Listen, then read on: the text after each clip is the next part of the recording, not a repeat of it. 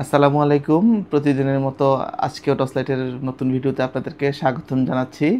আজকের ভিডিওর টপিকটা একটু কিছুটা রাজনৈতিক, বিশেষ করে আপনারা অলরেডি জেনে গেছেন এবং প্রত্যেকটা মিডিয়াতে এটা এক প্রকার ব্রেকিং নিউজ যে এনসিপি আজকে গোপালগঞ্জে তাদের নির্ধারিত সম্মেলন ছিল বা তাদের সভা ছিল।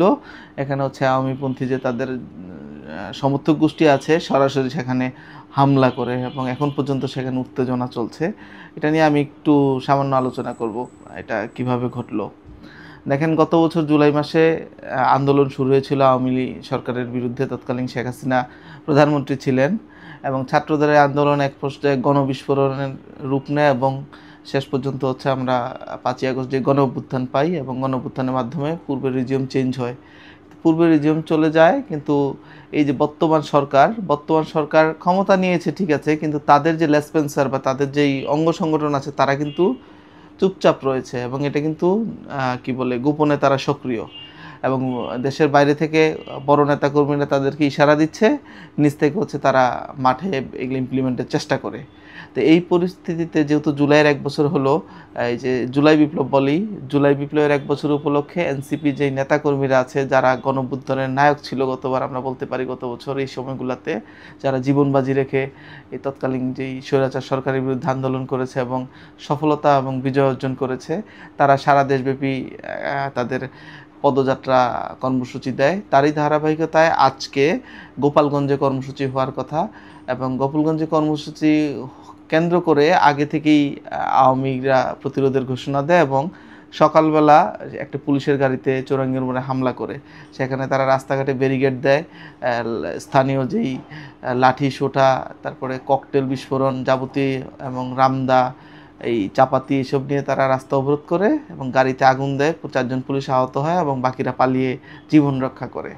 তা এরপরে এনসিপি দুপুরের দিকে তাদের মিটিং হওয়ার কথা ছিল।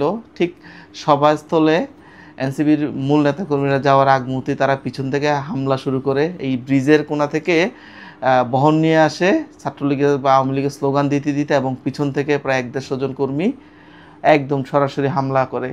দুঃখের বিষয় হচ্ছে যে এখানে পুলিশ বা যারা আইন শৃঙ্খলা বাহিনী ছিল, বিজিবি সহ বা অন্যান্য যারা ছিল, কেউ কোনো ভূমিকা পালন করে বরং তারাও পালিয়েছে এবং নিষ্ক্রিয় ভূমিকা পালন করেছে। এটা খুব নিন্দার বিষয় যে সামান্য এখানে পূর্ব নির্ধারিত, তারা জানে যে গোপালগঞ্জ জায়গাটা সেন্সিটিভ, একটা দুর্ঘটনা হতে পারে। আর যেহেতু তৎকালীন নেত্রীর বাড়ি শেখ হাসিনার বাড়ি হচ্ছে গোপালগঞ্জ, তো এখানে একটা অন্যান্য জেলার মতো এখানে পরিস্থিতি নাও হতে পারে, একটু বাড়তি নিরাপত্তা উচিত ছিল রাখা।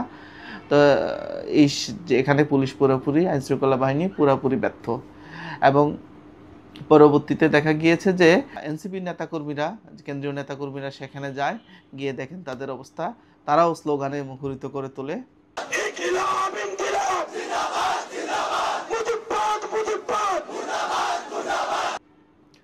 তো স্লোগান পরবর্তীতে তারা যখন ফিরে যাওয়ার সময় বিকেলবেলা হচ্ছে মূল ঘটনা, সরাসরি রাস্তার মধ্যে পুলিশ, এনসিপি বনাম হচ্ছে যে আওয়ামীপন্থী গোপালী যারা আছে প্রত্যেকের সাথে রাস্তার মধ্যে দেখেন কিভাবে মারামারি চলছে এবং পুলিশ টিয়ার গ্যাস নিক্ষেপ করছে, কিছুটা গুলিও চালাচ্ছে। আমি আশা করি কারো প্রাণ না যাক।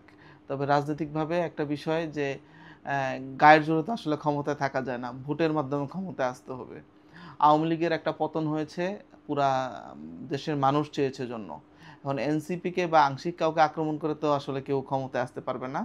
আর দিন শেষে আওয়ামী লীগ যে কাজটা গতবার করেছে আমাদের সাধারণ ছাত্রদের সাথে, আমাদের সাথে, মানুষের সাথে, আপনারা আবার তাদের মতো হয়ে ওঠেন না। বর্তমানে যারা ক্ষমতা আছেন তারাও মনে রাখবেন যে আপনারাও যাতে আবার আরেক আওয়ামী লীগ হয়ে না ওঠেন, এই বিষয়টা মনে রাখবেন। দেখি ঘটনা কোন দিক গড়ায়, আমরা আপনাদেরকে আবারও আপডেট জানাবো। ধন্যবাদ সবাইকে।